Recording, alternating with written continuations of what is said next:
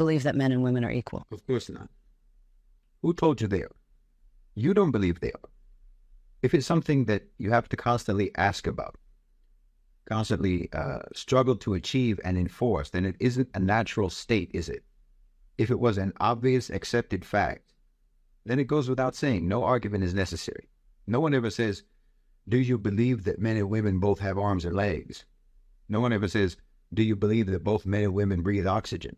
But you ask, are they equal? Or do I think that they're equal? Do I believe that they're equal? Well, if you believe that they're equal, and you believe that their equality was a natural, undeniable reality, then you would be insulting my intelligence to ask that question.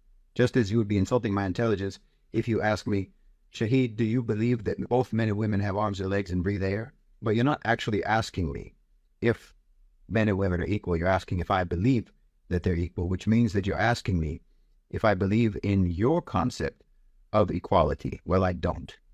It's an incoherent concept. Of course I don't believe that. Men and women are not equal. Men and men are not equal. Women and women are not equal. Individuals are not equal. How can collections of individuals be equal with collections of other individuals? That's illogical. It doesn't make any sense. Are you equal with your boss? If so, then why is he or she your boss instead of you? I'm not equal to another man who's stronger than me, who's smarter than me. I'm not equal to him in strength, and I'm not equal to him in intelligence. I'm not equal to a man who's richer than me in wealth. I'm not equal to a man who has a higher status in society than me. There are things that I can't understand no matter how hard I try, and there's other people who can understand those same things effortlessly. There may be things that I cannot understand, and a woman is able to understand it instantly. Or maybe there's something that I can do that a woman cannot do. So how are you going to extrapolate from those examples or those scenarios that therefore, because Shahid can do something that a woman can't, or a woman can do something that Shahid can't, therefore that means that this gender is superior to that gender, or vice versa. Now, you created a concept that is inconsistent, does not align with human reality or human complexity. And you invented that concept because your culture has historically been abominable towards women. The West has never known what to do about women.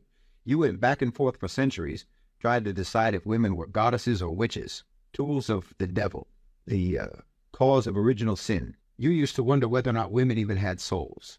There's never been any people on the face of the earth so confused and twisted up about women as the West. And then you came up with this so-called solution, which was to create this even more confused concept of equality. And then you'll accuse the Muslim world, and in fact, the entire non-Western world, of being misogynistic and patriarchal, which is what you are. You would accuse the rest of the world for that, because the rest of the world never talked about equality the way that you do. But the reason we didn't talk about equality was because we were never as confused as you are, and have always historically been, about being humans. And then you try to force us to try to explain our beliefs to you according to your framework, to try to explain to you, for example, how Islam actually upholds the equality of the sexes in terms of both men and women having equal innate value, but they have different roles in society and so on. Why should we try to make our clarity align with your confusion? Why do you find it necessary to believe in the fantasy of equality when we all know that some people are better than others? We all know that some people are smarter than others. We all know that some people are more capable than others. And if that's the case, and it is the case, then subhanAllah, I hope that we're not all born equal, because that would be a severe indictment against anyone and everyone who fails in their life to become an astronaut, or to become a brain surgeon, or to become a brilliant writer or an artist. If we're all born equal, then how do you explain the infinite disparities between people's capacities?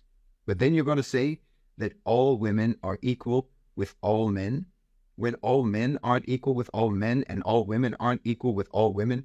This is incoherent. What does it even mean? You in the West, because you largely become atheists, will make fun of Muslims, will make fun of our intelligence, because, as you say, we believe in fairy tales. You say, we believe in a God without evidence. We have no evidence to prove the existence of God, but we believe in him.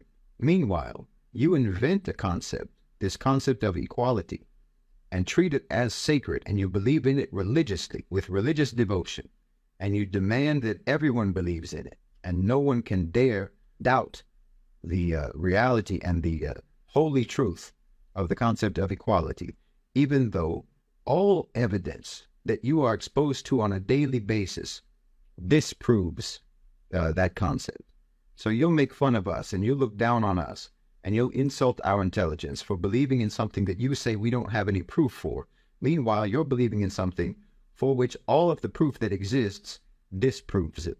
You see how incoherent your thinking processes are?